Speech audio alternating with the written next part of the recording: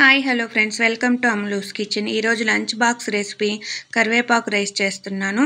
ఇందుకు ముందుగా ఒక బాండ్లీ తీసుకొని అందులో 2 స్పూన్ల ఆయిల్ వేసుకుని ఇందులో ఎండుమిరపకాయలు, మనం రైస్ క్వాంటిటీని బట్టి ఎండుమిరపకాయలు అవి తీసుకోవాలి.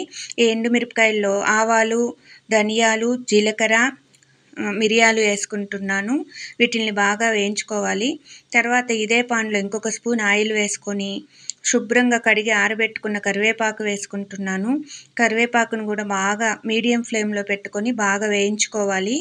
ఇప్పుడు ఈ కరివేపాకుని ముందుగా వేయించుకున్న ఎండుమిరపకాయలు రెండింటిని పొడి చేసుకోవాలి. మరీ మెత్తని పొడి చేసుకోకూడదు, కొంచెం బరగ్గానే చేసుకోవాలి. రుచికి సరిపడా ఉప్పు ఇందులో వేసుకోవాలి. వేసుకొని 4-5 తెల్లపాయలు వేసుకొని ఇలాగా పౌడర్ చేసుకోవాలి.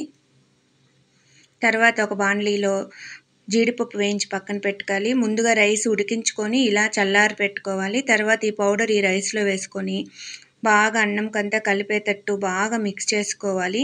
ఇలా కలుపుకోవాలి. అంతే, రెడీ అయిపోయింది.